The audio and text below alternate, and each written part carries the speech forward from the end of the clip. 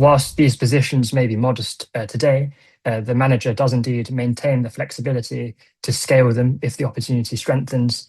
And that's important because I think some of the most interesting travel opportunities may still be emerging rather than actually already existing or dominant. Hello, you're watching Proactive. I'm joined by Vincent Chung. He's HANetf product specialist for the changing opportunity set in global travel. Vincent, very good to speak with you. Travel demand remains resilient, but are some parts of the sector more exposed to current geopolitical risks than others? Yeah, sure. So, travel demand remains strong and seasonality is becoming less pronounced. And to echo the words of Frank Holmes, CEO at US Global Investors, who we work closely with. But the risks differ substantially across the travel ecosystem. So what I mean by that in particular is the oil price volatility risk. So, currently WTI crude remains in the mid 80s, $86.5 per barrel. That compares to mid 60s before the conflict and above 100, I think reaching 120 at the peak of the crisis back in March. So inevitably, airlines are more directly exposed to that, through fuel costs and more explicitly, potential disruption to routes and airspace. Now, that doesn't necessarily make airlines unattractive, but it simply means that it makes where you actually take travel exposure increasingly important. Are there ways to participate in continued travel growth with less direct exposure to oil prices, Vincent? Yeah, for sure. So one way we would suggest is through online travel booking platforms. So as it relates to our active travel ETF strategy, I highlight three names, so Expedia, Booking, and Airbnb. And really what you're getting with this is you're getting a participation in the same travel demand, but without that same direct fuel exposure. And recent results were very encouraging. So back in Q2, all three beat expectations, and revenue bookings were generally growing at high single to double digit rates. Now, actually, following the strong share price performance, the PM actually recently, maybe 2 to 3 days ago, decided to actually trim positions from around 5% for all three to approximately now 4% in Airbnb and 3% in Expedia and Booking. And really what that shows is the ability of an actively managed strategy to actually really take profit.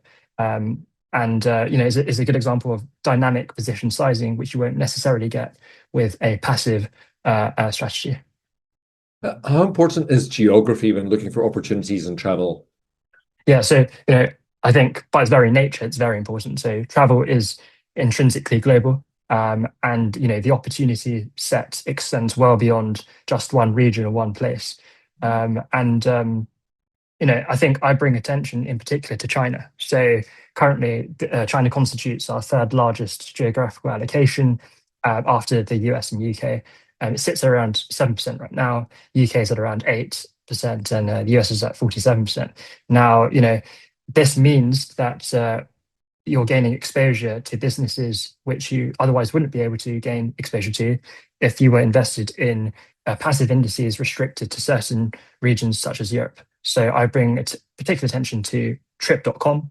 This is one of China's leading online travel platforms, and it does maintain a market-leading position with over 50% market share of all online travel bookings within China.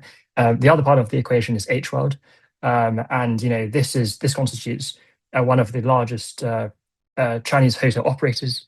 Maybe you could say it as the equivalent to Hilton in terms of sort of room-based network, and really that operates using a kind of a franchisee model where it doesn't actually own the property but it rents it out. And that's particularly advantageous given that the Chinese economy has seen property prices somewhat depressed as of late.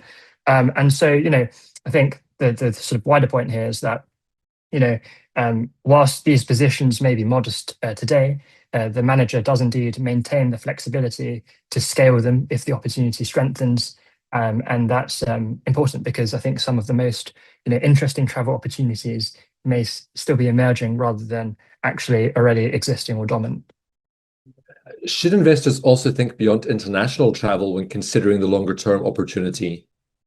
Absolutely. So I think when people think about travel, I think naturally people just think about cross-border travel. But I think within border sort of internal domestic tourism is also very important. We see that with secular trends, the rise of secular trends such as staycations.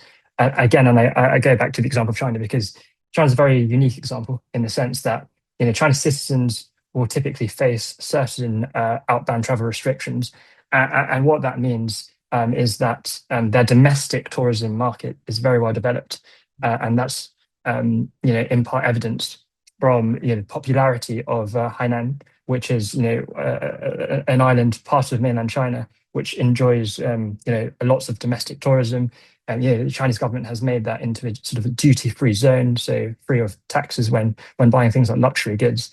But the other side of the flip side of that is whilst China's international mobility has been somewhat restricted, it has certainly risen. So back in 2015, it occupied, I think, 94th place in the sort of passport rankings and the Henley Passport Power Index.